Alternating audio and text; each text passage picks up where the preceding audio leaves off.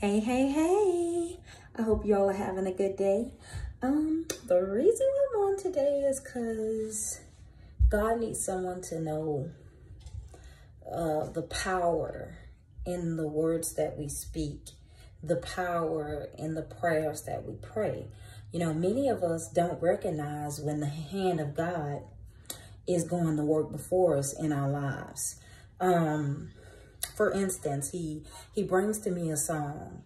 It goes, Lord, prepare me to be a sanctuary, pure and holy, tried and true, and with thanksgiving, I'd be a living sanctuary for you. So you see the power in those very words that it's a prayer. It's going before God. It's just telling God that no matter whatever I face, no matter whatever I battle, I'm doing this because I want to be a living sanctuary in your sight. I want you to dwell in me. I want you to go before me. I want to have the power that you possessed while here, you know, that your son possessed while walking here on the earth today. We want that same power. We want that same life, you know, and a lot of us don't recognize the power that we speak and that we're asking God for. And the reason why I say that is because when God begins to go to work, it's not going to look like, you know, how when God's hands move, it doesn't move in the way that we see fit, which is why it's so important to understand how God's ways are not our ways and how his thoughts are not our thoughts. God thinks different from us. God needs us to go through a certain process to be able to stand when he places us in the very places that he needs for us to be and the certain things that we've inquired of him for. He needs you to be prepared, because when you get there, it's gonna go backwards before it begins to go forward. When I say that, I mean like everything you ever pictured. You know how when you see people, you see them and it looks like everything is going good, and it doesn't look like they faced the same fight that you faced, when in actuality, you don't know what this person is warring with. They know how to put on a face to make it look like everything in their life is going easy when it's not. You know, in actuality, when they get home, they're tore up in pieces. They're crying because, you know, that which they make look good out in the public is not hidden in the sight of God. So when they get home and they have to face that mirror and the reality of how they really live, you know, if you could see that, you know, they don't want you to see that. They want you to think that everything that they have is going on, because some people want you to feel low, of a low stature. But in actuality, most of us who are downtrodden, looking at other people's situations, we are far off better than where they are. You know, sometimes people make things look good, but you got food in your house. They don't have that. But you got water and they don't have that.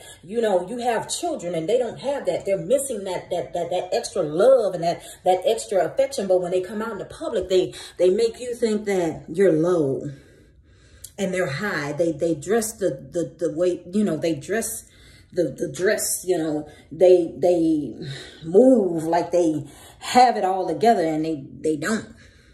They really don't. It's just a show, you know, and God is saying, take your eyes off of that. Stop concentrating on how somebody else got there. And some people are actually walking that walk and talking that talk, but you got to learn how to go through the trial and the battles that you're facing right now where you can get to that level. And you can't base, you know, somebody else's situation off of your own, because truth be told, God takes each and every one of us in the direction that he sees fit. And see what that person went through. You could be a strong tower, you know, compared to that person, and you belittling yourself. You're belittling, you know, God, who God is in you, looking at somebody else's situation, you know, and you just can't do that. Sorry about that, you all. But anyway, like I was saying, yeah, we'll be looking and belittling ourselves, thinking that we don't have no type of progression. We haven't gotten anywhere. And here, you on a new level all this time that you wouldn't, you're not where you was last year. Like, you got to begin to lift up and see something good in the battle that you facing. You got to, it's just like when a poor person living out on the street, when they finally get a roof, even if it's in a hotel, you know what I'm saying? They like, thank God, man. Yeah, I'm having to pay week to week, but hey, I got a roof. Like this is another level right here. You got to begin to see the new level and feel it. Because most of you all have increased greatly than where you were last year. And you got to find yourself being thankful and grateful for what God has given you. It might not be the full fruition of that which he has spoken to you. You got to go through some things to get and reach what God has for you. And so what he's saying is, in your prayer time, you're asking for these things. God, prepare me to be a sanctuary, pure and holy, tried and true. And true. So you're being tried right now to be proven true. See, you don't have a testimony unless you go through and you're able to actually relate to somebody and bring somebody else out of the very battle that you're facing. Right there where you are now, right in that pit, you might look and say, I ain't got nothing.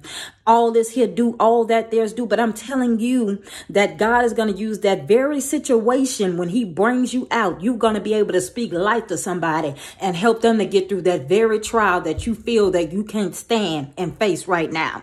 Right now, it looks like everything is tumbling down. But I'm telling you, God going to bring you out of that situation. Look past that. See past that. Be renewed in your mind. God has something special just for you. Just keep pushing forward. I hear the Lord say. And God is saying, in your prayer time, he's using all that song to break some of you all free today. So he's saying, you'll be, mold me what you want me to be.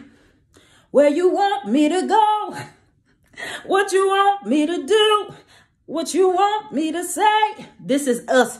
We praying to God and we asking him for these things boldly in the throne, boldly. And as soon as that pressure picks up, we bend, we break, down. And God is needing you to learn how to stand to that mountain. You got to, it don't matter where you go. You could try to go back to where you was in the past, like Israel did in the wilderness, talking about, we had this and we had that when we was up in Egypt, and God, you didn't let us out here to starve and all this here stuff. But you try to go back. Guess what? That mountain gonna be there because God needs you to learn how to stand to that mountain and tell that mountain, hey, God is God. God is real. He gonna pull me out of here. If he put me here, he gonna bring me through it. I'm gonna overcome you. It's got to come to a time where you learn how to stand. And I don't care where you try to run to, where you try to go, the same problem gonna reoccur because you got to learn how to stand. You can't keep running. You can't keep hiding. You've got to know that God is with you. Acknowledge him. Reverence him. He is there. And you need to let that mountain know he's there. And that you're going to overcome it by his hand. So we standing up to God and we asking him, mold me. Tell me what you want me to do. Send me. I'll go. And then as soon as that pressure pull up, bye, I'm out. Oh, Lord, this ain't, I didn't sign up for this. Like Joe Brown did a message on one time. I didn't sign up for this. God, you said this was going to be like this and that was going to be like that. That ain't, my situation not adding up. And then that's when you fall in that place where you're scratching your head. God, did you tell me to do, I must have did this of my own self-will. And so you run right back. God told you to go this place. And then when you get there and it don't look like how it's supposed to look like, you go back to where you came from and things ain't getting no better there either. You got to stand and you got to trust God and stop questioning God. Stop. If God told you something the first time, you gonna make that move. Just because it don't look like what you thought it was gonna look like, that don't mean that God's hand ain't working in that situation. And I told y'all about how when I got here, hell found me here. I'm talking about it looked like everything was crashing apart, but I couldn't run. God put me in a predicament where I couldn't leave. I had to stand. And God met me right here. And he came in and he turned this situation around for my good. I couldn't see it during that time. I wanted to run, but I couldn't run. So I said all this to say that God knows the timing. He don't need you to tell him you ready. He know when you ready. And when you able to learn how to stand and face the battle that's coming up against you, then that's when the move gonna come. But if you don't learn how to stand and you constantly running, you're gonna keep on facing the same trial over and over again, because you got to learn to do what God tell you to do and to know that he's God and that he's there with you. And as long as that is so, he gonna bring you through it. You all be blessed. Love you.